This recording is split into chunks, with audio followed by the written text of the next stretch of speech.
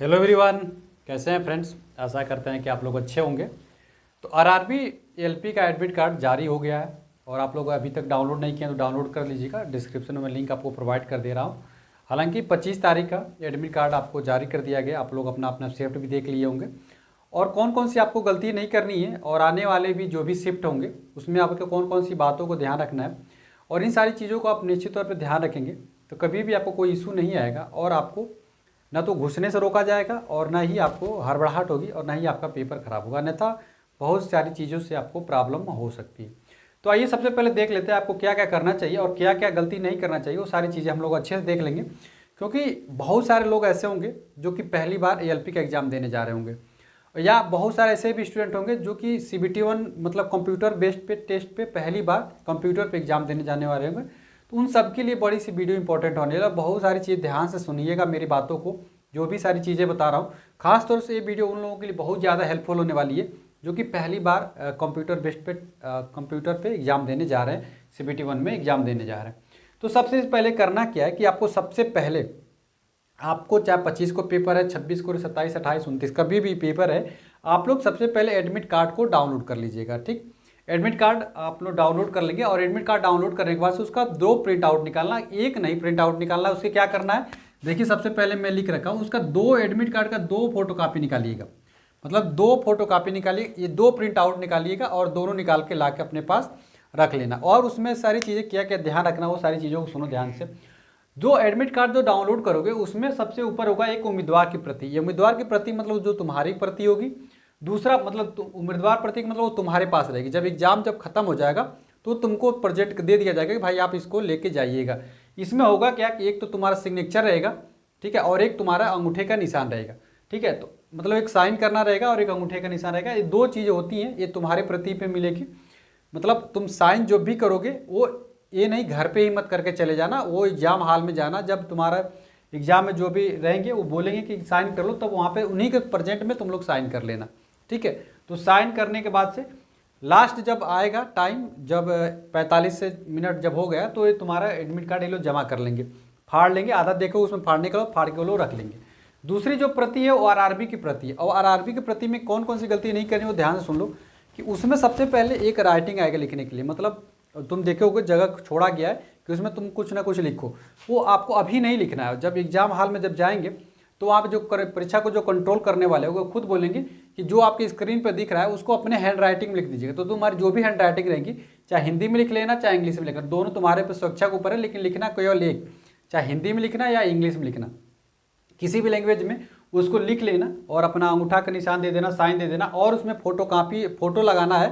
तो इसके लिए आप लोग करना क्या है कि 2 फोटो भी लेके जाना, पासपोर्ट साइज की 2 फोटो भी लेके जाना। एक फोटो लगा देना और एक केस में किसी भी कंडीशन में अगर एक फोटो खराब हो जाता है या वो लोग मना कर देते हैं तो आप लोग करिएगा कि दूसरा फोटो लगा दीजिए। और फोटो कैसे ले जाना है, तो जो फोटो आपने लगाया होगा डाउनलोड, जो फोटो आपने एडमिट कार्ड पे पहले से लगा रखा वही अगर होगा तो ठीक है, नहीं तो दूसरा भी रहेगा, लेकिन फ्रेश आपका चेहरा साफ दिखना चाहिए, दोनों कान दिखना चाहिए, सब कुछ सही रहेगा तो दूसरा भी फोटो एक्सेप्ट हो जाएगा, उसमें भी कोई दिक्कत नहीं होना चाहिए। साइन वगैरह सब कुछ कर दीजिएगा उस पर। लास्ट में आरआरबी के प्रति रेलवे ले लेगा और जब जैसे जैसे CBT 1 कंप्लीट होगा, CBT 2 होगा, कंप्यूटर एप्टीट्यूड टेस्ट होगा, फिर DB में क्या होगा कि सारी चीज़ें आपको मिला जाएगी कि आप वही लड़के हैं कि नहीं, आपकी हैंड राइटिंग फिर लिखवाई जाएगी तो वही हैंड राइटिंग आपकी मिल रही है कि नहीं। इसलिए हैंड राइटिंग अपनी हैंड राइटिंग में ही लिखना, किसी और से मत लिखवाना।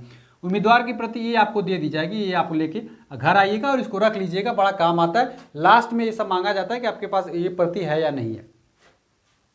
फोटो भी लेके जाइएगा, अच्छा सा फोटो रहेगा, सारी चीज़ें बताती, हो सके तो वही ले जाइएगा जो आपने लगाया है एडमिट कार्ड के लिए, मतलब जो एप्लीकेशन में लगाया है, नहीं तो दूसरा भी फोटो रहेगा लेकिन फ्रेश होना चाहिए।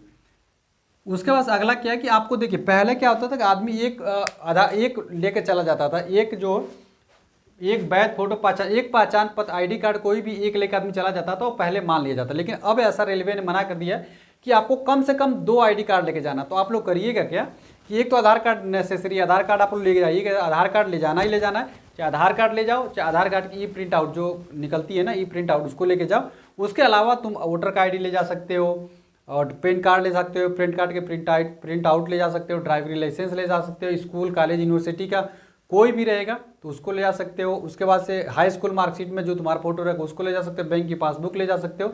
और कोई भी ऐसा फोटो पहचान पत्र ले जाना है 2 लेके जाना, उससे कम मत लेके जाना, ठीक है।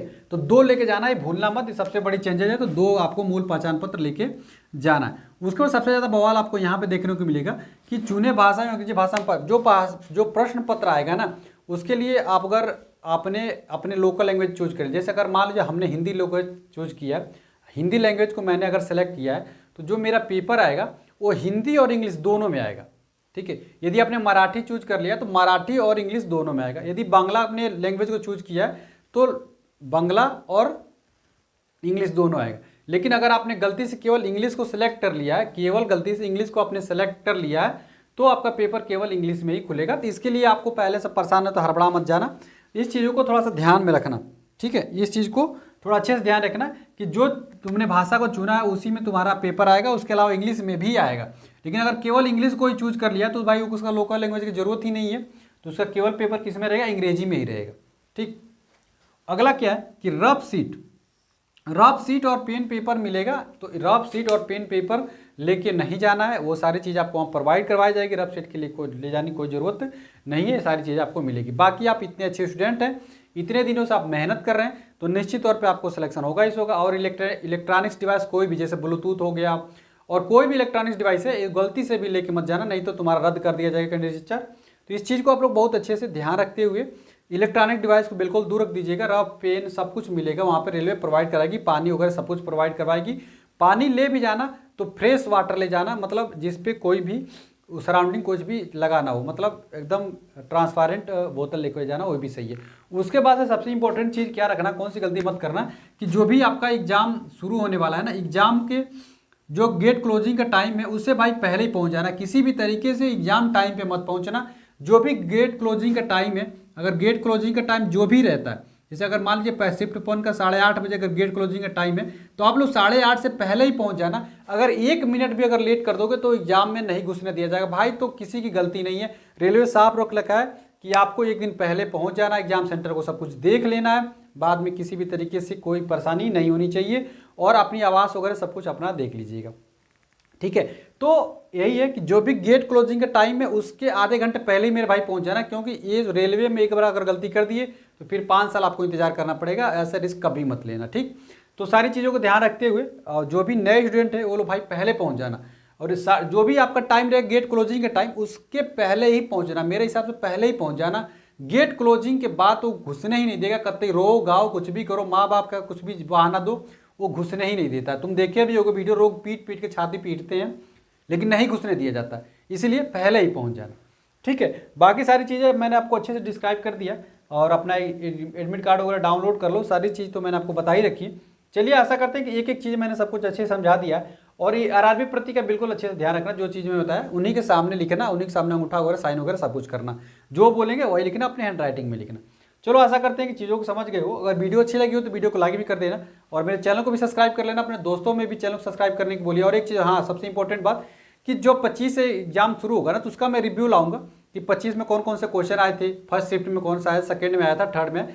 तो इसके लिए आप लोग मेरे चैनल को भी सब्सक्राइब कर लीजिए। अगर 27, 28, 29, 30 को 29 तक आपका पेपर है तो आप मेरे चैनल को भी सब्सक्राइब कर लीजिए, क्योंकि सबसे पहले मैं ही आपके लिए रिव्यू लेके आऊँगा कि कौन से पेपर में कौन से क्वेश्चन आए हुए। तो क्वेश्चन का आपको एनालिसिस पता चल जाएगा कि क्या क्या पेपर में आता है। उससे होगा क्या कि आपके शिफ्ट में थोड़ा सा पता चल जाएगा कि कैसे कैसे क्वेश्चन आ रहे हैं, उस हिसाब से प्रैक्टिस करके जाएंगे तो आपके लिए बहुत ही बेनिफिशियल रहेगा, ठीक है। तो चलिए, आशा करते हैं इसी के साथ कि आप लोग मेरे चैनल को सब्सक्राइब कर लेंगे, और जैसे ही एग्जाम होगा वैसे तुरंत आपका रिव्यू कर दूंगा। और शाम होते होते तीनों शिफ्टों का फर्स्ट सेकंड और थर्ड तीनों शिफ्टों का मैं एग्जाम का रिव्यू आपको दे दूंगा, और आप लोग अच्छे से अपनी तैयारी को मजबूत बना लीजिएगा। चलिए, ठीक है। तो वीडियो अच्छी लगी तो लाइक करिएगा, चैनल को सब्सक्राइब करिए, और अपने दोस्तों में मेरे चैनल के बारे में बताइए। मिलते हैं अगले वीडियो में फ्रेंड्स, तब तक के लिए फ्रेंड्स जय हिंद।